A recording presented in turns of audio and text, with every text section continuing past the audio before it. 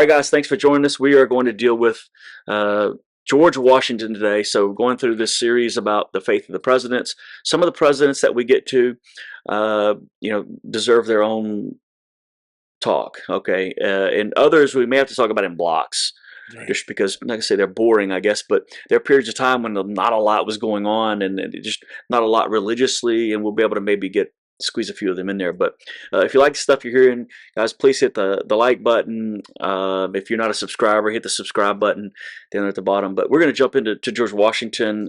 We've led up to this point of trying to understand the religious situation, and obviously it's hard to do because there's so much going on. It's so complicated, the religious framework of everything. Right. But we want to just dive into to thinking about and zeroing in on Washington and his background, his legacy. What does his presidency say about his faith, and how does that shape people in the nation, in the early nation, or even still today, really? So that's kind of where we're going with this. But Washington comes from a long line of Anglican um, connections. I think all the way back to his great great grandfather or something was a rector in the Anglican Church, and so he's a connection to ministry in some way in the Anglican community. He was baptized as an infant in the Anglican Church, and he served as a vestryman for 15 to 20 years. If you don't know what that is, it's sort of the governing body of the Anglican Church. It's like a board of elders, essentially making decisions and doing those sorts of things. And there's several of the early presidents that did exactly the same thing, served as a vestryman or some sort. It would be sort of like in a Baptist church, like as a deacon or something like that. I'm kicking myself for never having done this, but I'm wondering when did Washington's family arrive in the colonies? Like, who's the first Yeah, that's a ancestor good question. to show up? I do not know the answer to that. Yeah, Um, just because that has bearing on, he's in Virginia to begin with. mhm. If it goes all the way back to Jamestown or something like that, that's That a tells a story. massive connection. Yeah. Sure, and it may. I mean, I don't. Like I said, I don't remember his particular genealogy, but I've not looked into it in that way. But nevertheless, he is from Virginia. Right. Raised around Fredericksburg. That's right. Yep. He has a connection, again, to the Anglican Church for essentially his entire life, in one way or the other. And it would be equivalent of the Episcopal Church today, I think, in their statement of beliefs. But there's a few things I want to throw out there. This doesn't come till later, but I think it's going to help us tell a story about Washington. And one is an event that took place while he was president, and he was at St. Peter's Episcopal Church in Philadelphia, and he did not take communion. Instead, he left before communion, and he was called out publicly for doing this by the preacher. And he said on confrontation that he did not consider himself someone who had influence on that front. But the minister had told him that someone of your status should be showing an example, to others, and he didn't seem to want that kind of influence on other people, and I think that says something about. I think in some ways he personally embodies the separation of church and state. I think it's a good way to put it. And that's clearly what that is. He doesn't want to influence towards religion because he wants people to be free to practice their religion. Yeah. So, but the funny part is, though, the rumors start because of this. And it had been going on really since the Revolutionary War, where there was a lot of times he would walk out of the church just prior to communion, and people accused him of a number of things. There was stories going around that he was involved in the death of people because of war, and maybe he didn't want to take it because he felt like it was a betrayal of his Christian faith to take someone else's life, which that's conjecture. There's a lot in that, yeah. Yeah, there's a lot in that. I don't know if that's it, and on the other hand, there were accusations made to him that he was a deist, because he walked out. And today, if you're thinking about that, if you attended a church and you walked out before taking communion or the Lord's Supper, depending on what denomination you're part of, you didn't take it, I don't think people would suddenly say, well, you're a deist, you must be a deist. But they were making those kinds of claims in that day. Right. And it was for one important reason. When you're a child, you're baptized as an Anglican. You're part of the church, you're a member of the church, you are one of them. There's only one thing that you can ever do in that church, especially at that time, that would show that you disapproved of or that you rejected some form of the theology that was present, and that was not taking communion. Right. And deists were known to do exactly that, of saying, I'm not going to partake in it because I don't believe what it represents, right? And that was the thing that many deists did.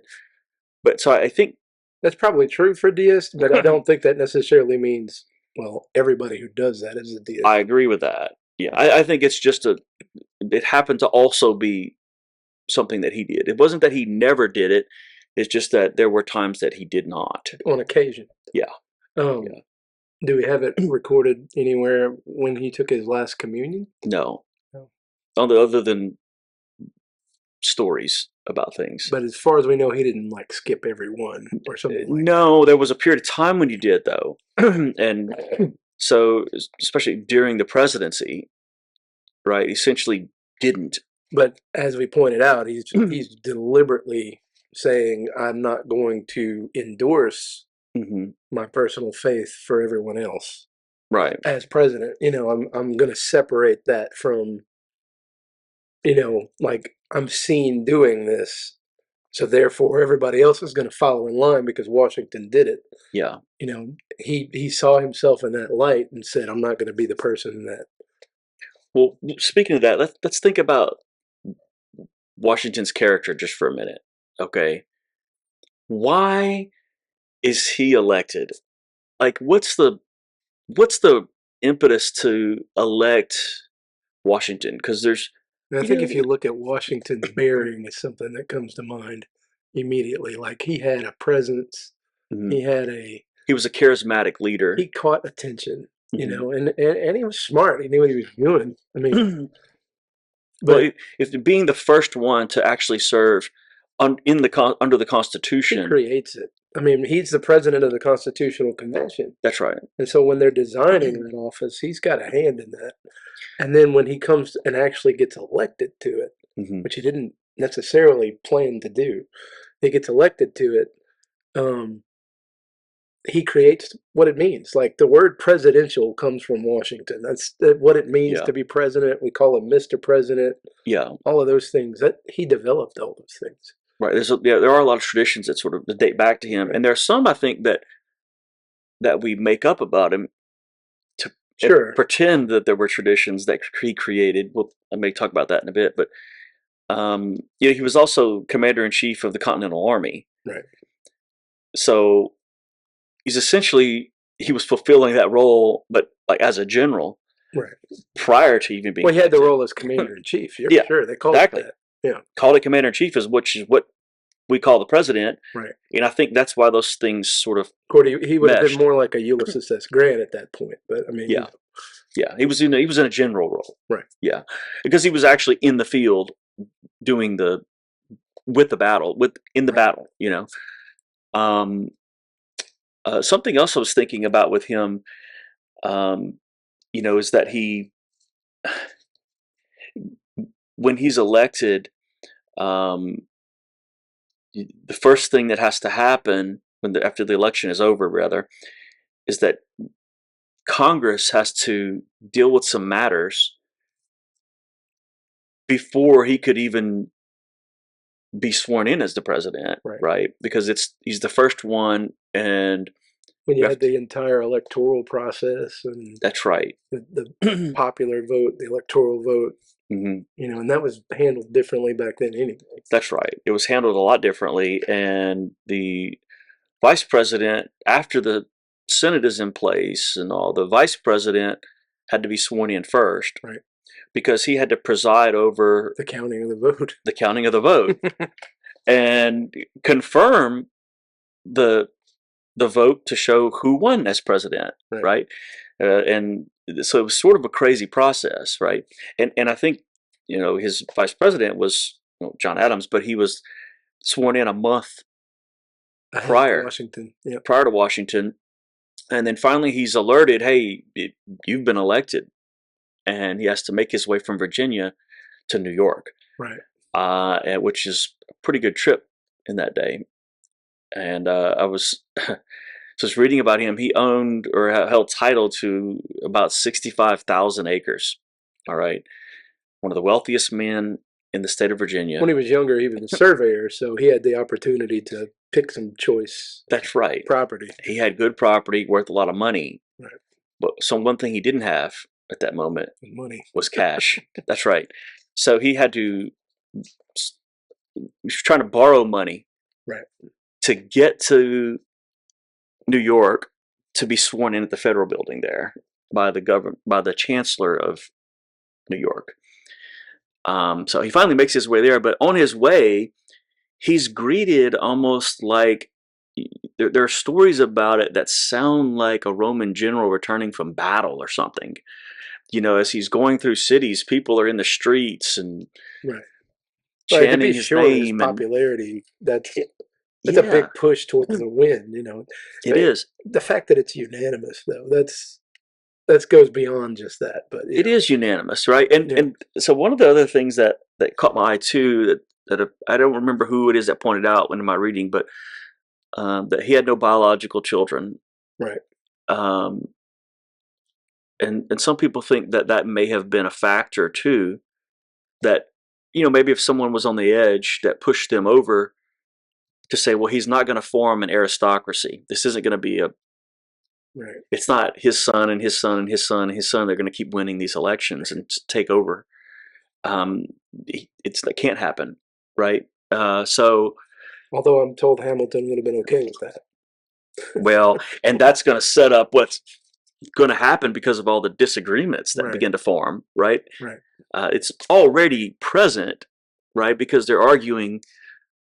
But those differences, I think, become more pronounced after we're being governed by the Constitution. Those differences become more pronounced. They get to be pointed out more, right? Because decisions are being made, and people don't like them, and some people do. But Washington has, if you look at his cabinet, he has people that are on opposite ends of the political spectrum. The two polarized ends, Jefferson and Hamilton. Exactly. But not only that, you've got Knox, and then Adams is connected. Yeah. Yeah, that's very. I mean, the first political parties spring out of that cabinet. Exactly. And the thing is Washington urges the country to avoid political parties. And that's something else to point out about him, right? We said this earlier. He sort of embodies this idea of. So trying to lock him down on religion is going to be just as hard as trying to lock him down on politics. Because what was he, right? Most people will say he was a Federalist. However, but he made some decisions that were the other way around. He made it a point not to claim one or the other. Yeah. He thought it should be a sort of a nonpartisan position, right? This was an enforcement of what the people wanted, and that was the job of the president. Right. To do that and not to favor any one group over another at all. It's more in line with what we think of for Supreme Court justices nowadays, and even that. Or what Thomas Jefferson thought Supreme Court justices should be. Right. I mean, even that has become more partisan than what it was intended. Sure. The political persuasion of all the justices. I mean, they're well known. They're appointed by a specific president, and that's they right. don't pick people that don't agree with them. That's right. That's right. Yeah, and so he's anyway. It's such funny business, but he has people that are on opposite ends of the spectrum, and that represent the actual opposite ends of the spectrum. Right.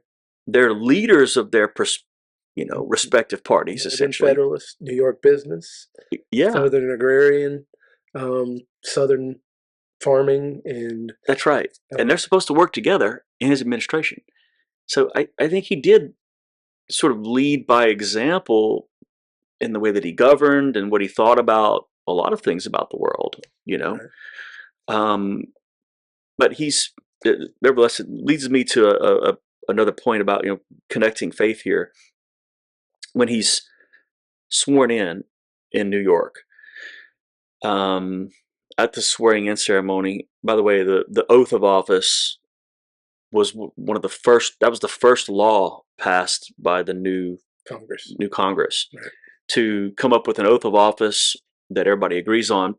They agreed on an oath of office, and that oath of office was then administered to George Washington. Now, there's an interesting story connected with this, and it has to do with the word "so help me God," which I'll get to in just a moment. But so he gets there, and the chancellor is going to read him through the oath of office, and we're not sure who instigates this or why or how this happened, but some kind of way a decision was made that he needed a Bible to swear in on. Right now, whether that was Morton, who's the guy who ends up retrieving the Bible, is this the Chancellor of New York? Is it Washington himself? Is it somebody else in the cabinet or whatever? But we don't know. But he needs a Bible, and Morton was a parade marshal, master mason, and he runs down the road, grabs a Bible that was considered the furniture of the lodge, brings it out there, which is, I think it's a 1767. Does it have the compass and? It is. I don't know. I think so. It's a 1767 KJV with Apocrypha. Okay. Is what it is. So it's almost 40 years old at this point, or 40, or pretty close to it. And they opened it supposedly randomly. And so in Genesis 49 and 50, all right, places his hand on the Bible, repeats the words, and the rest is history. He's the president of the United States. But shortly after, I guess within decades, because of what comes later, I think, there begins to be stories that he said the words, "So help me God," at the end of the oath, which is not in the oath that Congress passed. Those words aren't there. Right. Presidents typically add that, and it's pointing back to then, right?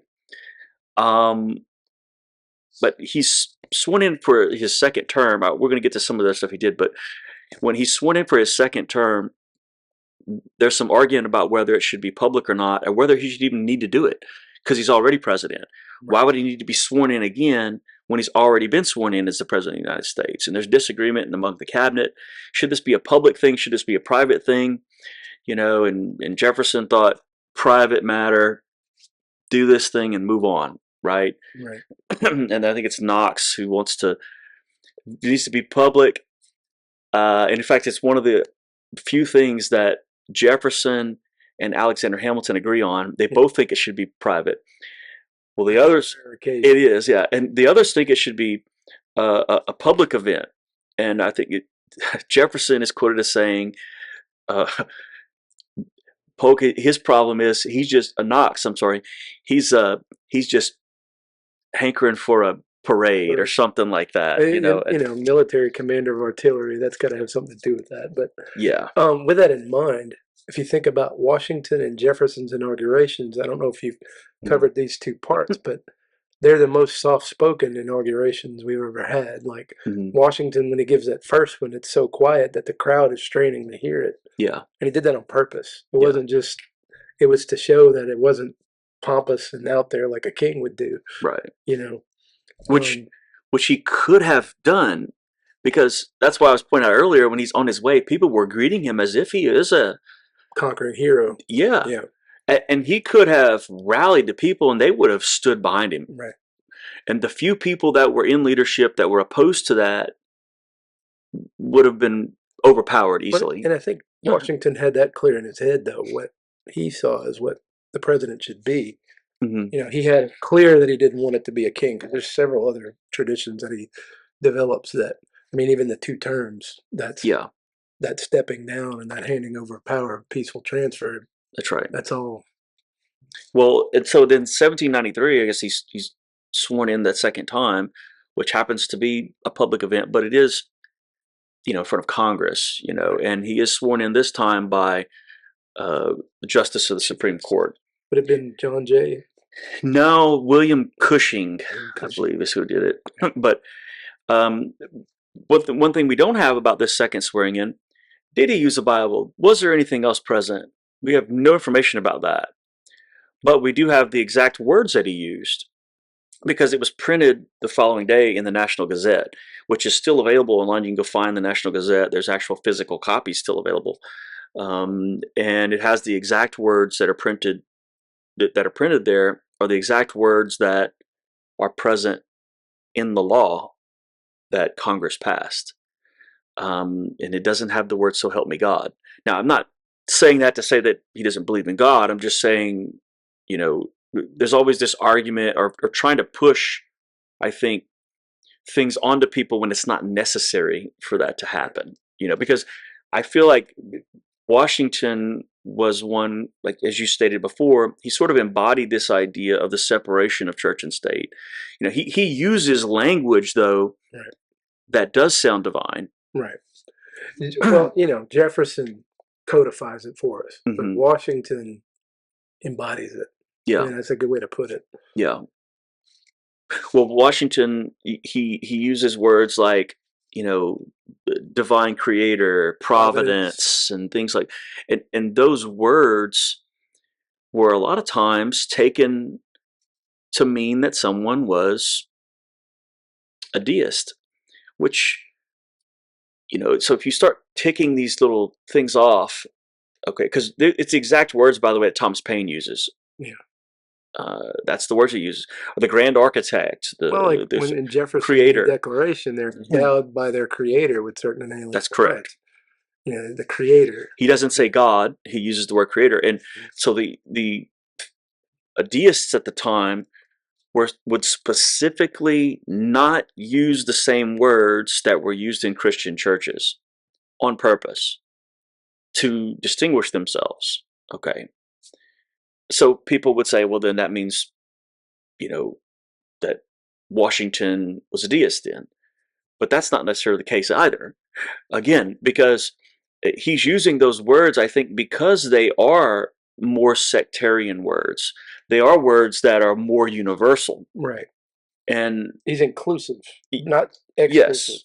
He is more inclusive rather than being exclusive because everyone present would be fine with it, essentially anyway. Right. It didn't make a difference. In fact, I think part of his claim to fame during the presidency too is the fact that he wanted people to be tolerated. There was a specific Jewish congregation, for instance, that he's writing to, and that in Philadelphia. Yeah, and they wanted to be able to build a synagogue, I believe is what it is, and there was a problem with that. And he said that the United States government would give bigotry no sanction and persecution no assistance. And any kind of forced church membership he thought was unpolitic. So he's very much in the mindset, he's in that mindset that he's not supposed to be influencing the masses with his position. Like he's not about that, right? Yes. Like yes, influence in political ideas, but not in. Absolutely. Absolutely. And he makes specific reference also to anyone who ever went to Mount Vernon, and he actually spells out specifically, so he didn't care whether they were Jewish or he said Mohammedan, which meaning Muslim, right. Whether they were atheists or deists or he treated them all the same. Right. So he mentions specifically various different groups of people right. on purpose. And that, I think, sets him apart. Well, I believe it's Morocco is the first country to recognize the sovereignty of the United States. I believe it is too. And then we're by John Adams' presidency, we're already signing treaties with people around the world, which it's over at that a point. major trading partner in China, which surely has not been Christianized at that point. No, I mean, so that's that's another. correct. That's correct.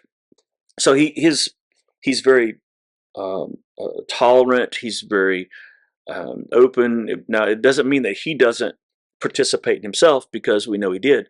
In fact, when he was on the trail, a lot of times traveling because of the presidency, he would attend sometimes 3 to 4 services in one day on a Sunday. So if he was going to be out of town, Didn't you make a note that occasionally even a Quaker service? yeah, occasionally even Quakers, which would have been really foreign, I think, to him. Yeah, it's going broadband right there. Yeah, yeah, he's going from a very high liturgical kind of church where you have to go through these particular elements of the worship service to a Quaker service, which was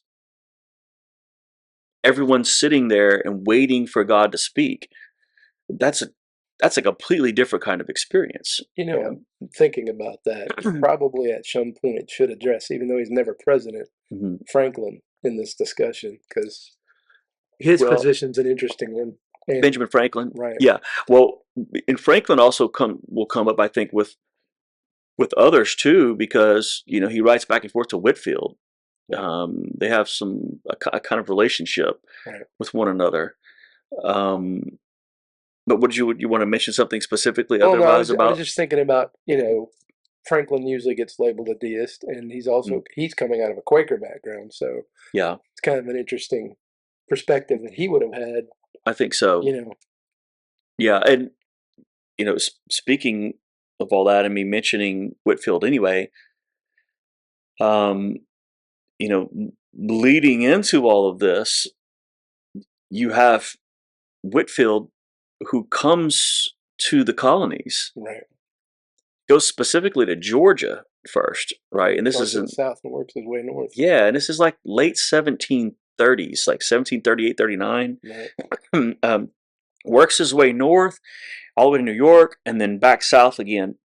And he went across the Atlantic Ocean 13 times, to be making 7 preaching tours in the United States. It's an incredible amount of. So he didn't go north of New York at all? I don't think so. Because I guess Edwards had that covered. Yeah. And well, see, he starts there in 1739. Whitefield goes to Georgia, right, and sees the conditions there, wants to start an orphanage and all that, and then he starts preaching on this circuit, moving north, and Whitefield, comes out of this same background, right? And to the north, you've got Edwards, Jonathan Edwards, who is a congregational church, but he's very much still in that. He would have fit right into the Puritans' colony originally, in my opinion. He's very much still very rigidly there, and he's preaching sinners in the hands of an angry God in 1741. Right. So 2 years after Whitefield had sort of started this movement. But isn't he kind of bringing that evangelical kind of? It is sinners in the hands of an angry God, but there's a definite appeal. Well, there is, because he ends it with good news. Right. Like the idea that, this is who you are, but Jesus has come to save you. Right. The grace comes in. Exactly. Yeah. There's grace that comes in, something that would not have been present in some of the other congregational churches. They had moved away from grace completely and moved toward character and morality. Right. They were on opposite ends of the spectrum, right? So he's, from the South, you've got Whitefield, who, by the way, later begins to work with John and Charles Wesley, and then those three together end up with the roots of what would become Methodism. They developed a method. I mean, really, John and Charles are more involved in the method itself, but Whitefield is involved in preaching with them too. So, but that, and along with Jonathan Edwards, starts this awakening, right? And that happens when Washington is younger. Yeah, he's a young man. He'd be in his teens and 20s. That's right. Yeah. That's right. And to be quite frank, it does things that I think from a religious perspective are very positive, and then also very negative. Both things happen from those events, and I think we see that at all of the different revivals and awakenings that happen. There's the birth of new denominations and splits because people are saying, well, now we have to be certain about this particular doctrine, and you end up with the church splitting over those things. We can't be vague about it anymore. We're going to be very specific now. Right. And that causes a lot of rifts, and those rifts, I think, lead to people like Washington seeing that play out in front of him and figuring out there has to be a way forward with this. How do we move forward when we vehemently disagree about very fundamental concepts in our mind about the way the world works? Either God is sovereign and things are the way that they are, or we have some role to play. Some advocacy in it. Yeah. So how do we navigate that? And that's, I think Washington was the man for the job at the time. I really do. I feel like he brings a balance to it. He did. He has people from varying different religious perspectives and from political perspectives which that are working make with him appear a deist, even though he's That's from right. everything else we've looked into, he's not. No, He comes off as one because of his sure. church and state position, so to speak. If you're somebody like Jonathan Edwards, you see George Washington as a deist. And if you're a deist, you see George Washington as too far to the right. Yeah. Too conservative and too religious. So he sort of sat in that zone right there. And he states before that he didn't think that it was the job of the president to portray his personal religious beliefs, in a way that had that kind of an impact. Interestingly enough, as commander of the army, he has a little bit of a different take on that in his general order, the famous general order. One of the statements is that officers needed to attend chapel. Yeah. It was kind of a mandate. You have to be there on the regular. Right. So that's kind of a little bit different. As your commander in chief, I can influence you differently than That's right. Than the president. That's right. Would do. So I was thinking about several other things too, like this Native Americans. Okay. What can we say with regard to the way that he treated?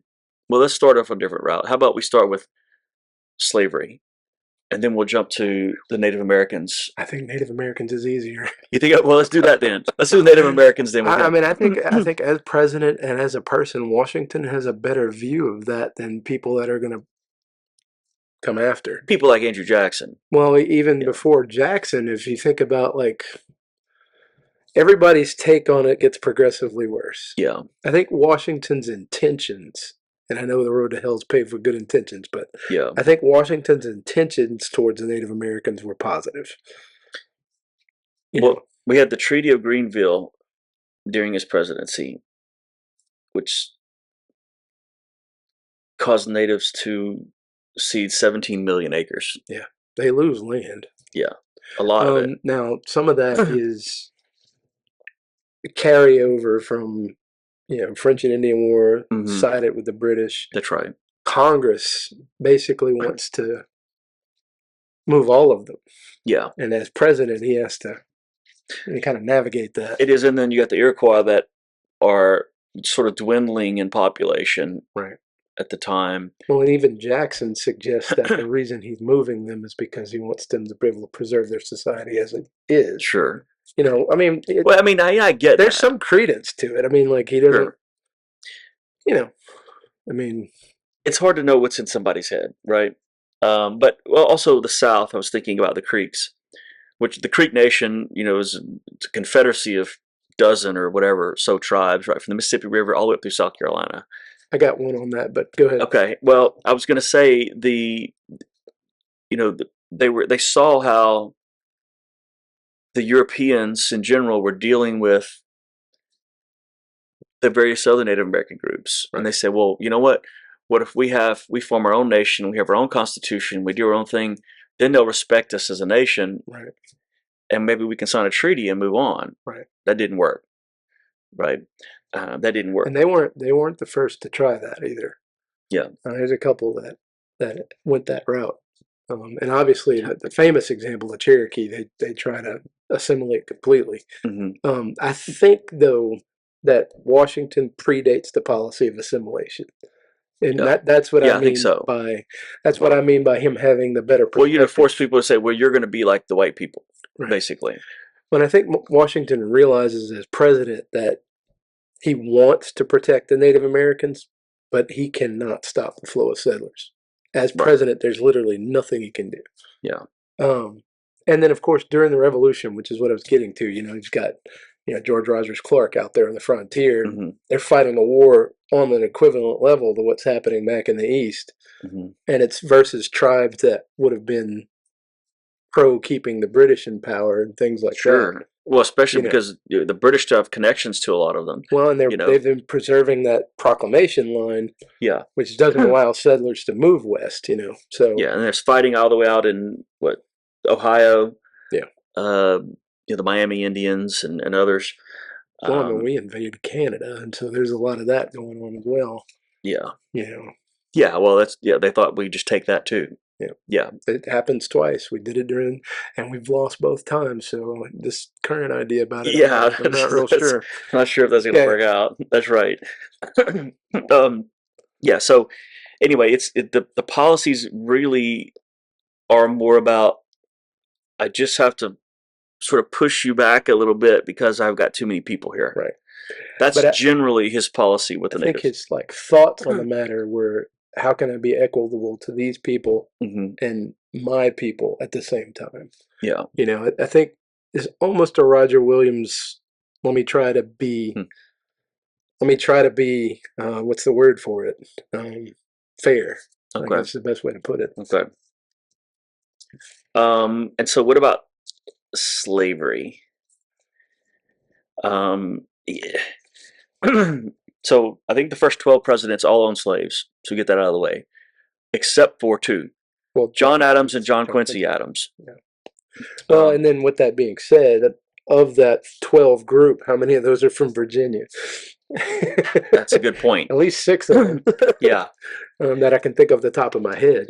Well, and also what was interesting about him too, if you look at his will and what happens, he says in there specifically to free as many as possible upon my death. And Washington's the only one who actually carries it out. That's right. Yeah. Except for whatever has to be necessary for my wife. Jefferson, as torn as he is on the matter, can't afford to free anyone. That's right.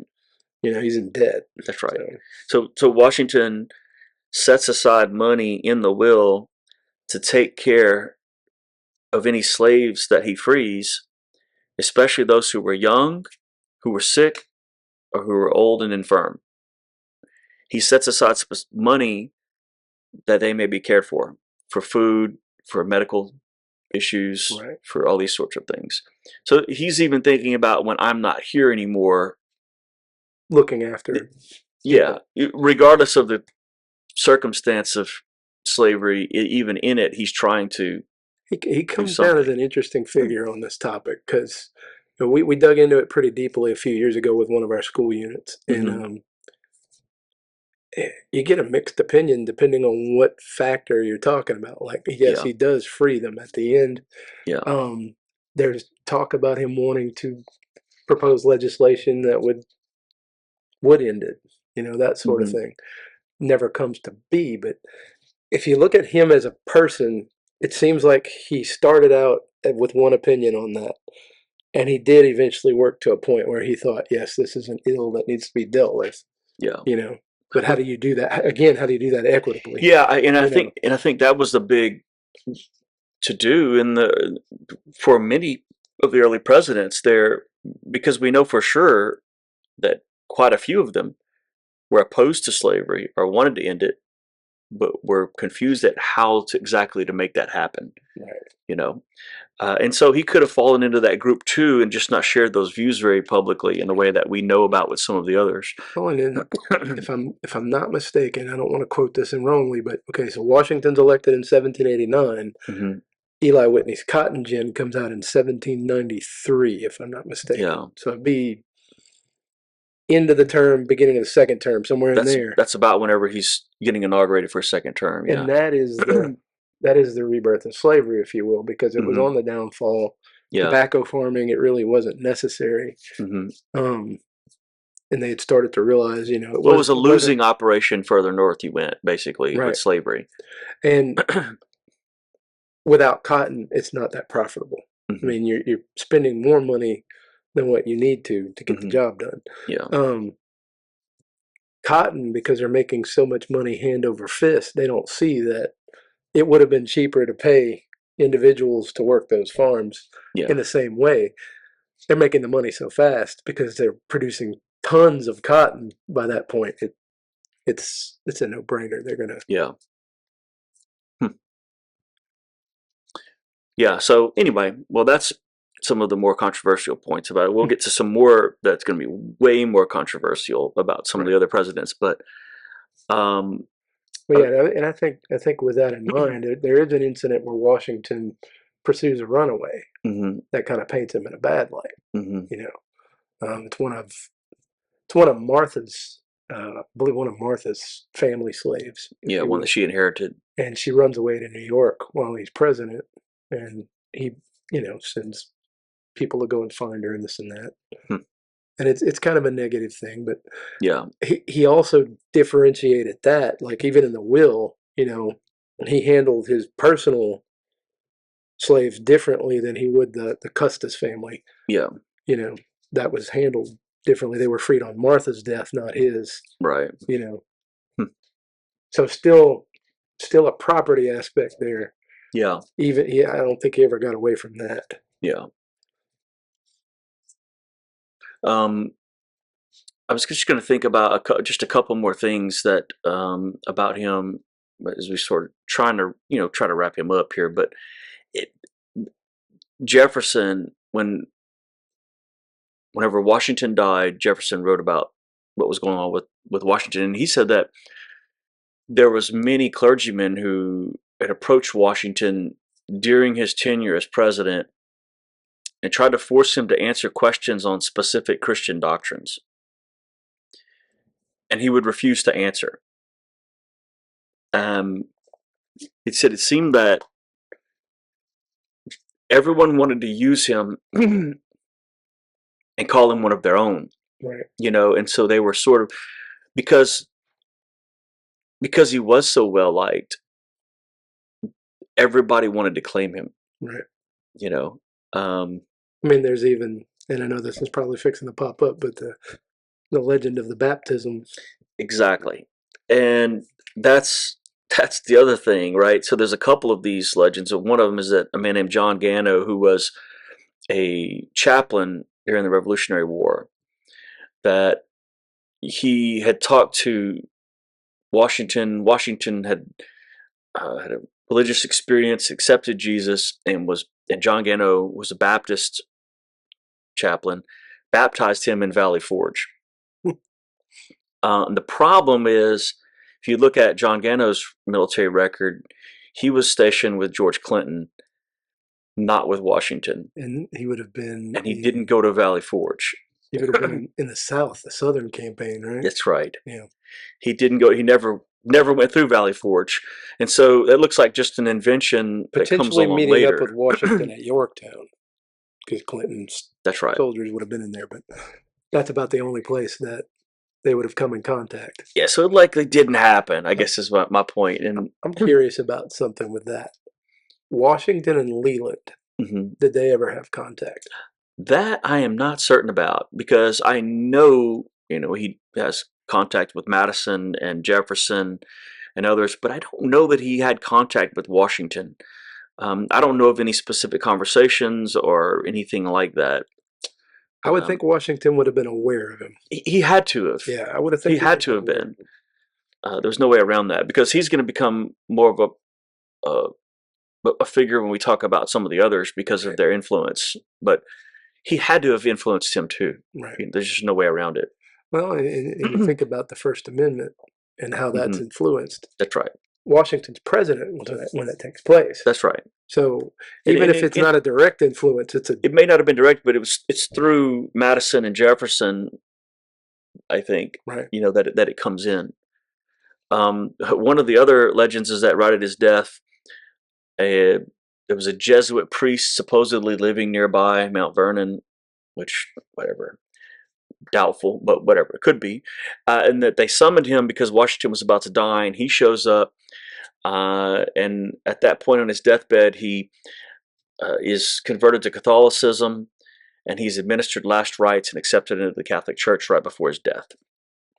I have an ironic little book that would probably attest to that, the opposite of that. Yeah, and it's like it comes from a Halloween scholastic thing, but it's like famous deaths, right? And Washington's death is not a pretty one, right? It's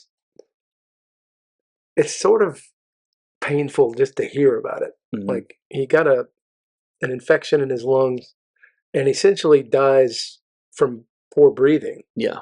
And the doctors were bleeding him. That's right. To try to cure that.